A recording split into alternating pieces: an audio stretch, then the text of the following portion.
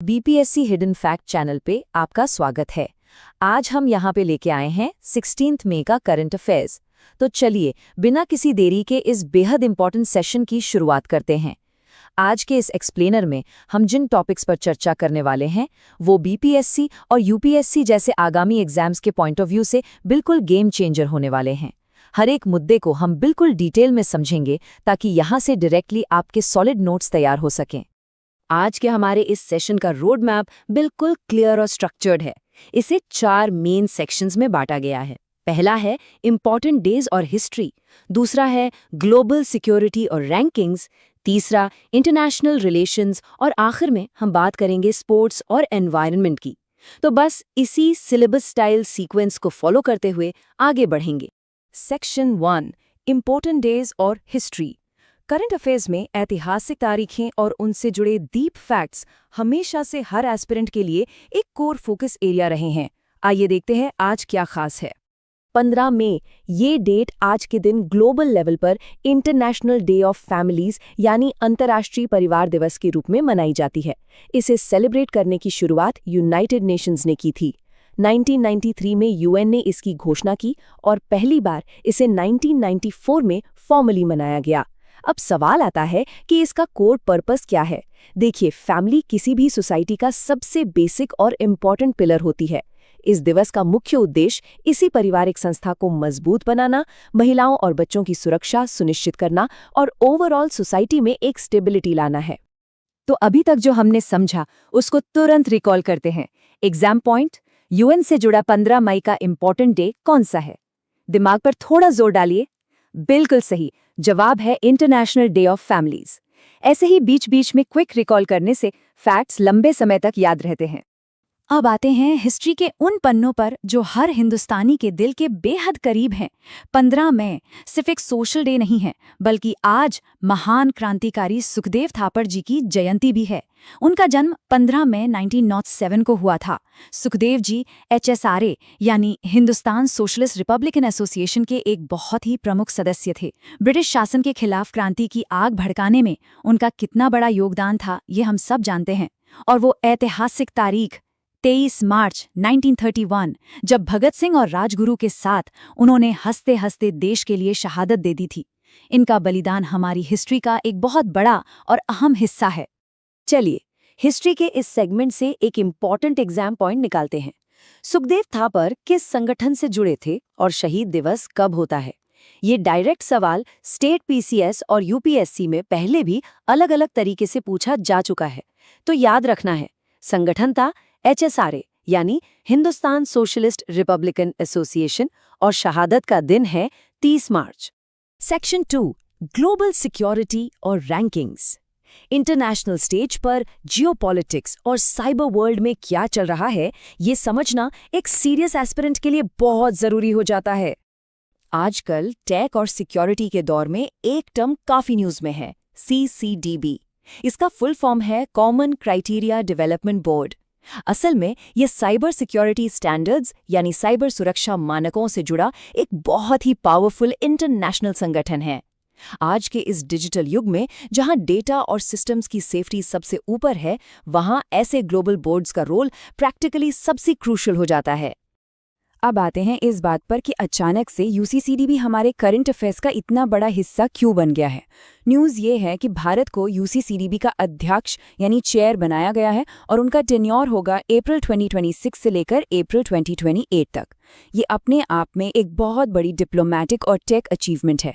इस चेयरमैनशिप के दौरान इंडिया का मुख्य काम होगा IT प्रोडक्ट्स की स्ट्रिक्ट सिक्योरिटी टेस्टिंग करना, साइबर सर्टिफिकेशन देना और एक सेफ सिक्योर डिजिटल इकोसिस्टम बनाना। सोचिए, डिजिटल इंडिया को ग्लोबल लेवल पर कितनी बड़ी पहचान और ग्लोबल टेक लीडरशिप को कितना मजबूत पुश मिलेगा इस एक कदम से। इस इन्फॉर्मेशन को थोड़ा सॉलिडिफाई करते हैं। एग्जाम पॉइंट, भारत को किस एग्जैक्ट टाइम पीरियड के लिए CCDB का अध्यक्ष नियुक्त किया गया है? एग्जाम में ऐसी एग्जैक्ट टाइमलाइंस पर बहुत फोकस किया जाता है। इसका सही जवाब है अप्रैल 2026 से अप्रैल 2028 तक। इसे बिल्कुल अपने नोट्स में हाईलाइट कर लीजिए। अब इस स्क्रीन पर थोड़ा ध्यान दीजिएगा। एक बड़ा सा नंबर लिखा है 78। इस डिजिट को अच्छे से अपने दिमाग में बिठा लीजिए। ये कोई आम नंबर नहीं है, ये भारत की एक ऐसी ग्लोबल रैंकिंग को दर्शाता है जो हर साल न्यूज़ की हेडलाइंस बनती है। ये 78 रैंक दरअसल हेनली पासपोर्ट इंडेक्स 2026 में भारत की नई पोजीशन है। ये इंडेक्स दुनिया भर के पासपोर्ट्स की ताकत को मेजर करता है। ताकत से मेरा मतलब है कि उस देश का नागरिक कितने दूसरे देशों में बिना प्रायर वीज़ा के यानी वीज़ा फ्री या वीज़ा ऑन अराइवल एंट्री ले सकता है। इस साल भारत की रैंक थोड़ी नीचे खिसक कर 78 पर आ गई है, जिसका मतलब है हमारी वीज़ा फ्री एक्सेस थोड़ी लिमिटेड हुई है।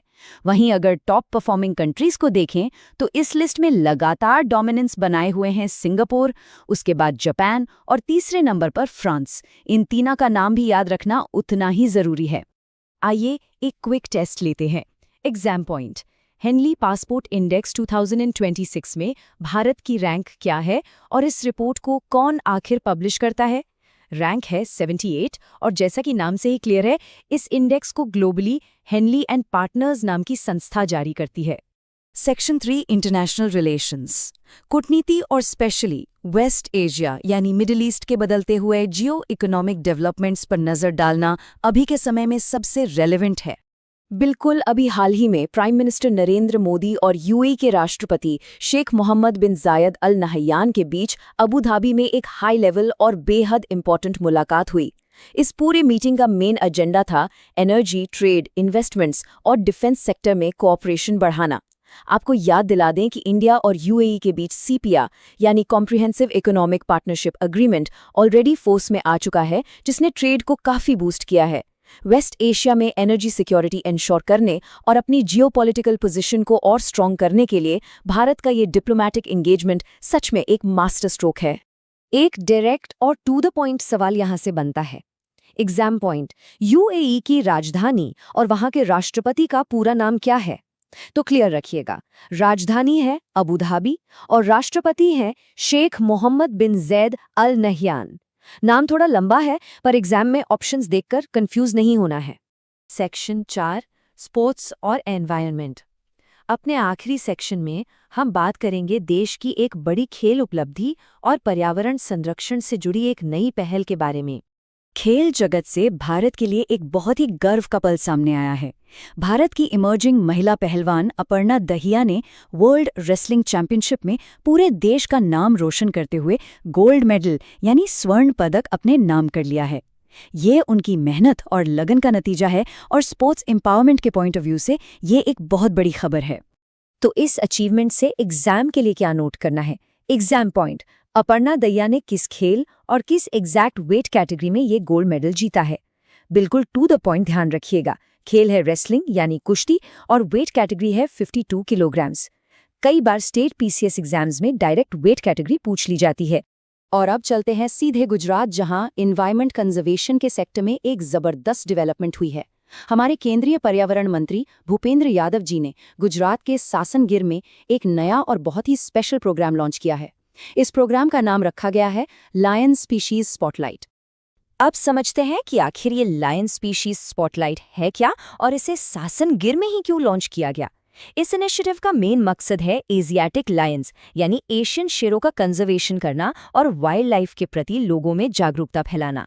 सासनगिर को इसलिए चुना गया क्योंकि ध्यान देने वाली बात है, पूरी दुनिया में सिर्फ सासनगिर ही एशियाटिक लायंस का एकमात्र बचा हुआ नेचुरल हैबिटेट है। बायोडाइवर्सिटी को मेंटेन रखने के साथ साथ एनवायरनमेंट टूरिज्म के नजरिए से भी ये इनिशिएटिव आने वाले समय में एक गेम चेंजर साबित होगा। आज के इस सेशन का आखिरी रिकॉल चेक करते हैं। Exam point. एशियाटिक लायंस यानी एशियन शेरों का दुनिया में एकमात्र नेचुरल हैबिटेट कौन सा नेशनल पार्क है? जवाब क्रिस्टल क्लियर है, गिर नेशनल पार्क, जो कि गुजरात में स्थित है। ये बेसिक फैक्ट इकोलॉजिकल ज्योग्राफी का एक एवरग्रीन क्वेश्चन है। तो दोस्तों, ये था हमारा आज का डीप और डिटेल्ड करंट अफेयर्स एनालिसिस। जाते जाते एक सवाल आप सबके लिए छोड़कर जा रही हूँ। क्या आपको लगता है कि भारत की नई सीसीडीबी अध्यक्षता से देश में बढ़ते हुए साइबर हमलों में कुछ कमी आएगी? इस बात पर डेफिनेटली डीप थॉट दीजिएगा। अगर वीडियो पसंद आया है तो हमारी वीडियो को लाइक करें, शेयर करें एंड चैनल को सब्सक्राइब करें। वीडियो देखने के लिए धन्यवाद। जय हिंद, जय भारत।